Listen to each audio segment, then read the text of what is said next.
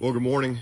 Uh, Sometimes work starts really early for me. My phone's been blowing up this morning, so we're going to dive right in. We are in Proverbs chapter 20, and this chapter really kind of summarizes everything we've been talking about so far, but it draws us into who we are. What is the significance of our identity? And our identity is found in God. So what does that look like? Well, the first thing he says, good morning, Melina. The first thing he says is, wine is a mocker, a strong drink, a brawler, and whoever is led astray by it is not wise. This is a big thing. Good morning, Billy. This is a big controversy that's been going on ever since I've been a believer.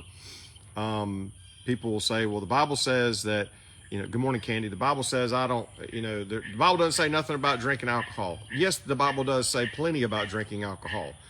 The Bible does not say that drinking alcohol is a sin.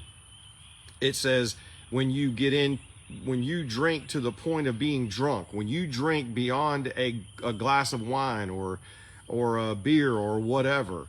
I used to have an employer that we would have these business meetings and we flew all over the place. Good morning, Kenny. And he would sit down and we would sit down to have dinner and he would order about 6 beers while we were sitting there. I don't drink 6 of anything. I don't drink 6 glasses of water. I don't drink 6 glasses of tea. I don't drink 6 cups of coffee. I'm definitely not going to sit down and ingest 6 bottles of beer. He was just an operating drunk. He was able to function intoxicated. That's what this is talking about. So for my life, for the most part, I've just steered clear of it. I don't need it. Yeah, if I go to somebody's house and they have a glass of wine with the meal, I'll drink a glass of wine. If I go off with the guys and they've got steak and they've got a beer there with the meal, I'll drink a beer. It's not my thing. I have seen the results of alcoholism. I have seen the results of a one-time person drinking alcohol and becoming drunk and dying. And so for me, it's just not worth it. It's a slippery slope. Anybody that tells you differently is lying to you. Alcohol will always lead to something worse if you continue to consume it. However, the same thing is true for food. So, you just have to, everything in moderation. And people like to say that, but the problem with that is, good morning, Danny, if you're an alcoholic, you don't need to hear everything in moderation. If you're an alcoholic, you need to hear, don't ever touch alcohol. And so that's why he says, wine is a mocker, strong drink, a brawler, and whoever is led astray by it is not wise. So steer clear of it. I think I made myself clear on that. I'm not anti-alcohol. I'm just saying it's too easy to get caught up in it, and that's not my area. You're never going to catch me with alcohol. That's not going to be the thing. You're not going to go to a restaurant and see drunk Danny over there being obnoxious and loud and trying to swing on everybody, because I'm just not going to allow that to happen. That's not my thing. But you come into that same restaurant and they put a couple key lime pies down in front of me, and I may or may not make them things disappear. So, we got to be able to hold each other accountable at the end of the day. That's what this word is for. Verse 3, it is an honor for a man to keep aloof from strife.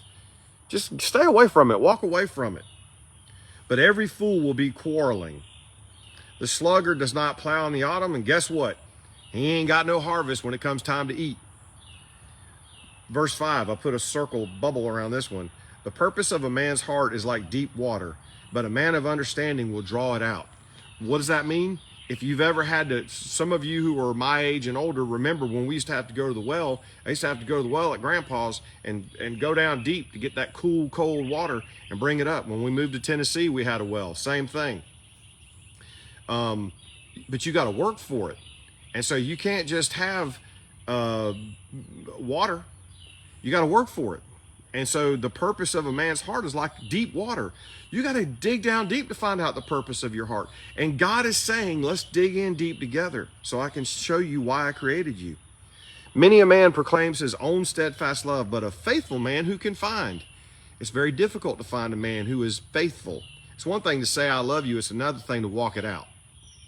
Verse 7, the righteous who walks in his integrity, blessed are his children after him. The example you set is the example that trickles down. Verse 11, even a child makes himself known by his acts, by whether his conduct is pure and upright. Watch how we walk. The way we walk is who we are. Verse 12, the hearing ear and the seeing eye, the Lord has made them both. He didn't make you deaf and he didn't make you blind. There are some people who are blind, there are some people who are deaf. But the point here is God has given you the ability to see and hear what truth is and what wisdom is. Tap into that. Verse 13, love not sleep lest you come to poverty. Open your eyes and you will have plenty of bread. Don't be a slacker. Don't sleep in. Don't be lazy. Don't lay around. Right now, currently, and it used to be people would say, well, if you don't work, you don't eat. Not under this current administration. If you don't work, just wait for a check. It's on the way. I don't mean that to be sarcastic. That's just a fact. We are breeding the opposite of what God calls us to be. We are breeding that under our current administration. We are telling people, if you don't work, we'll make it worth your while to stay at home. Well, that doesn't work for me because that don't work, period. Good morning, my brother Chad. Verse 18, plans are established by counsel. By wise guidance, wage war. So he says, listen, don't go trying to reclaim the land. He's especially speaking to kings here. Don't go trying to reclaim the land for the Lord. Don't try and gain back a land of integrity without proper counsel, without proper planning. Just don't rush out there angry and mad and think that you're going to do something good. You're going to get your head knocked off. Verse 20, if one curses his father or his mother, his lamp will be put out in utter darkness. You better have respect for your mama and your daddy, because if you don't, stuff. Verse 22, do not say, I will repay evil. Wait for the Lord and he will deliver you. Every action movie I ever remember watching was usually based on some form of vengeance. Somebody killed somebody, now they're going to have to die. Somebody hurt somebody, now they're going to have to get hurt. Somebody stole something from somebody, now they're going to have to get stole from. It says, don't repay evil. Let God handle it. Maybe you've seen it differently, but I've tried repaying evil in the past, and I wind up losing even more. So let God handle it. Verse 24, a man's steps are from the Lord. How then can man understand his way? Man, we cannot reason our way on our own. We have to be reliant on God to give us wisdom as to what our way is. When we start relying on ourselves, we'll walk off into a hole every time. It is a snare to say rashly, it is holy, and to reflect only after making vows. You need to think things through. Don't let your mouth precede your mind. Process, get good wisdom. Good morning, Jennifer. Walk through these things that God has given you. Verse 27, the spirit of man is the lamp of the Lord, searching all his innermost parts. There again, just like the deep well. God knows our innermost parts. We should be searching our innermost parts. God designed us. We need to find out what he designed us to do, what our purpose is, what our goal is, what the path is that he wants for us. Good morning, Tammy. And then we need to get on it. Get on up. Verse 29, the glory of young men is their strength, but the splendor of old men is their gray hair. I said this the other day. My buddy Tony, when we were in college, he got to be a very good friend. His hair kind of turned gray prematurely. Mine just started turning loose, and he'd always say, I'd rather it turn gray than turn loose. Mine hasn't turned gray yet. I just ironically spoke at a men's breakfast at Hope Baptist last Saturday. And Larry Jackson, who was one of the guys that helped out with our youth ministry when I was in high school, he and his wife was a secretary at the high school. But he had red hair, like this color red, not this. This used to be like this, and then this turned dark. But I remember him telling me when I was probably 13, 14 years old, he said, wait, when you get about 30, because his hair was white. He said, when you get to be about 30, your hair my hair used to be your color hair. And he said, when you get to be about 30, your hair is going to turn white. Boy, I was sweating. When I got 30, I'm like, I'm about to look like Santa Claus. And it still hasn't, I don't color it. Someone asked me if I colored my beard. I'm like, if I did, I'm doing a terrible job. It looks like somebody hit me with a paintball gun or something. And then the last thing is, the blows that wound cleanse away evil.